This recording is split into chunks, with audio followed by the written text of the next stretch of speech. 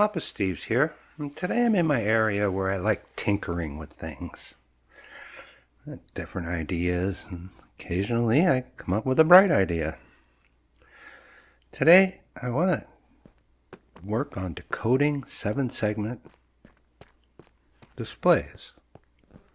Now I don't want some fancy redstone thing that nobody can understand. I want to keep it simple. A lot of pistons, a lot of slime blocks, a lot of redstone blocks. Now this is a piston feed tape.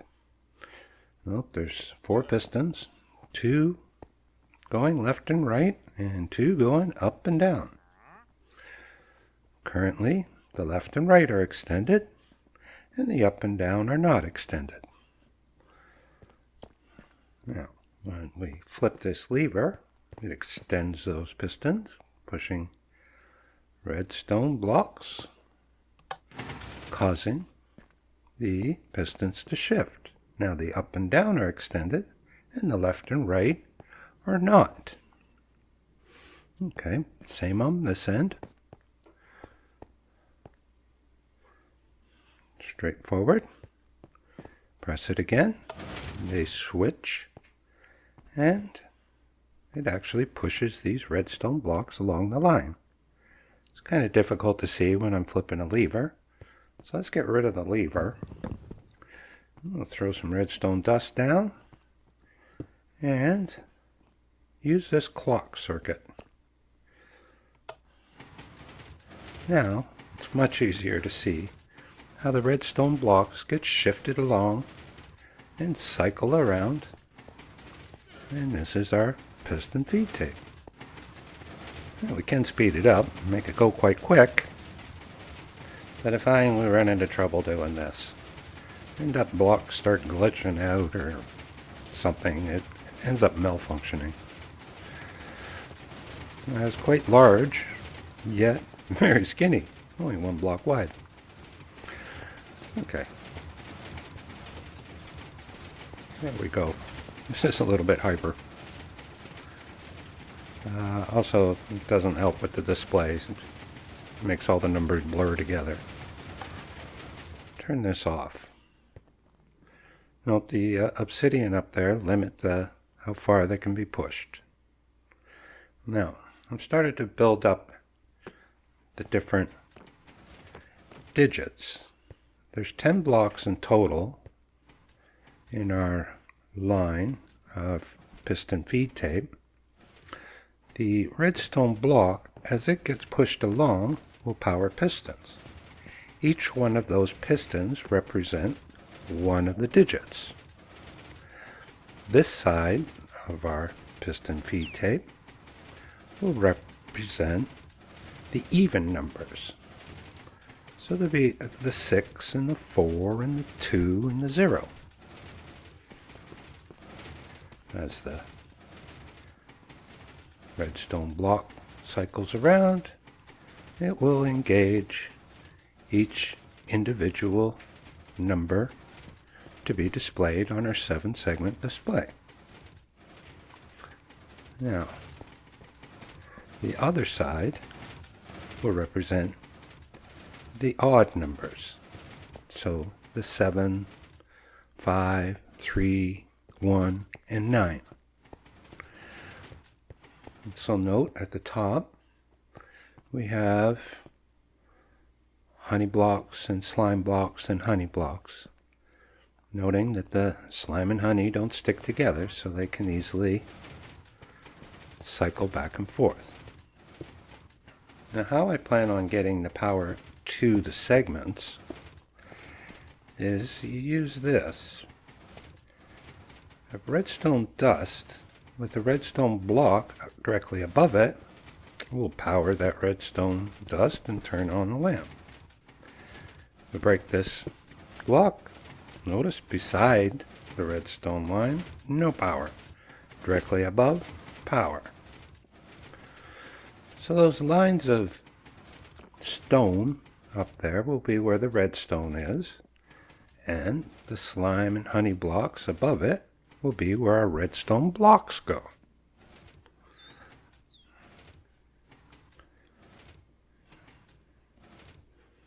as you can see, items cycling around. Now I've added the rest of the digits to the system. There's 4 on this side and 5 on this side. Now we want to display 10 characters. We want from 0 to 9. This 10th spot here has a funny transition. So to deal with that, what I am doing is I turn on all the segments, and when I want to form one of the digits, I actually turn off the segments, meaning if nothing is getting triggered, we'll get the number 8. Noting I'm only doing the bottom 3 segments at this time. Okay, so we're actually decoding the segments we don't want to display as opposed to decoding the segments we want to display. As a redstone block gets pressed over, it will turn off one of the segments. Okay, let's get up here and try and deal with the decoding. This is a confusing part. First, we need to cover all these stone blocks with redstone dust. Okay, that was easy. Again, these are an inverter so that all these pistons are powered. So by default, we get the number 8 displayed. Now, how to decode? So this first line of honey blocks will be number 7. How to produce a number 7? Well, we only need one segment powered. So what we have to do is think about which segments we want to turn off. In this case, we're just doing the lower 3 segments. So we need to turn off 2 and leave the 1 powered. Now we just work along the line. The next one will be number 6. And keep going. Certain numbers don't need anything. All 3 segments need to be powered to display a number. We can just ignore them. Don't do anything. This does get confusing. I do take a piece of paper and mark out exactly how the segments are supposed to look and try to think which segments need to be turned off.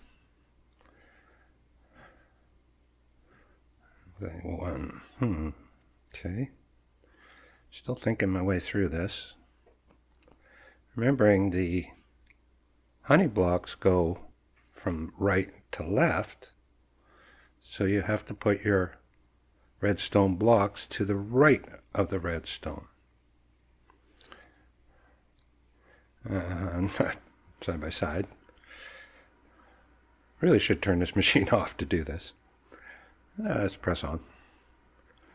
Okay. Final line of slime will represent the 0, so all 3 segments need to be lit for a 0.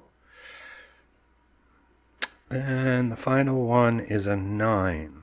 The 9 just needs one of the lower segments turned off. So it's simply just place a redstone block on the end right there. Okay, I think I got it. Let's get down and see what's happening.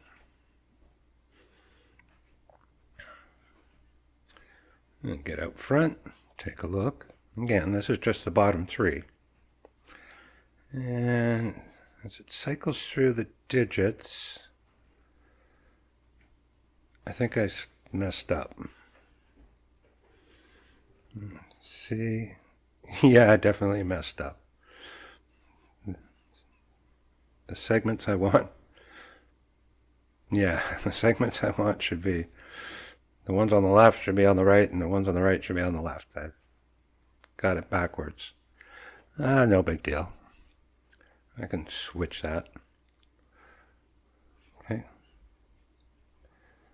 Now, I like using the blocks because it just seems more like Minecraft. The lights, which could use, but they always show the number 8 unlit.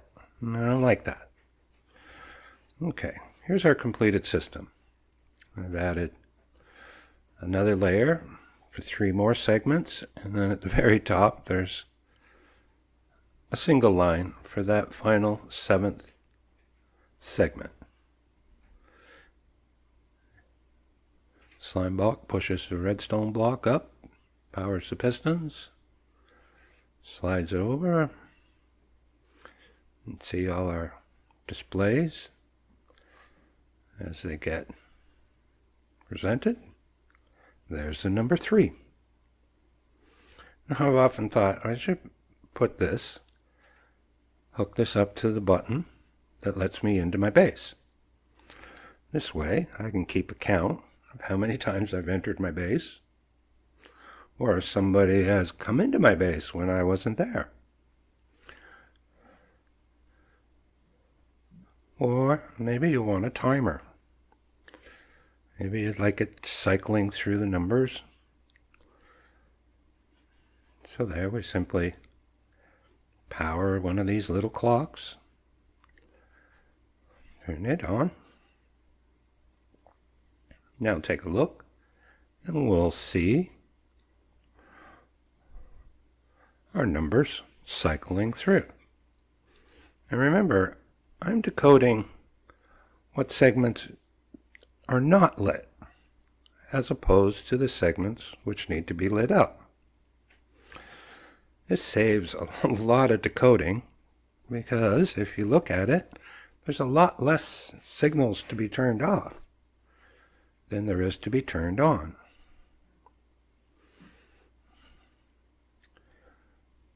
You can also tile these skinny enough. All the pistons and slime blocks are behind the display, so we can put multiple segments side by side and trigger each side with the previous, making a counting number up to as high as you want. Yeah, occasionally the blocks glitch out, but for the most part, works great. Now, what I guess I should do is switch to the inspector mode, get a little closer look. Take a look at what's going on, and up close and personal. You can see the numbers. They're just the blocks pushing through.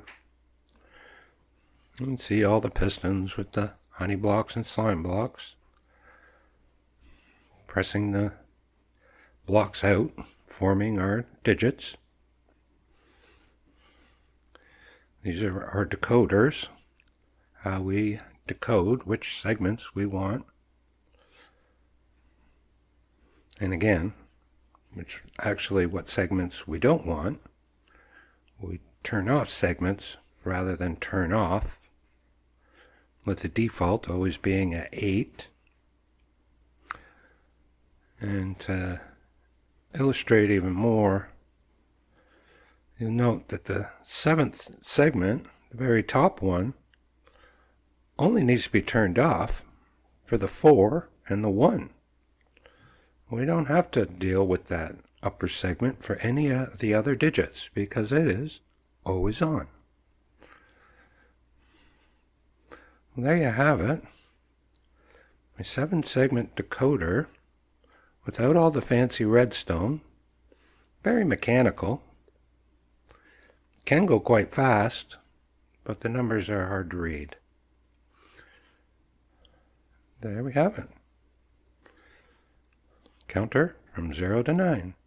Tile them beside each other.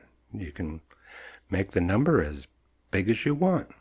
triggering each added segment from the previous.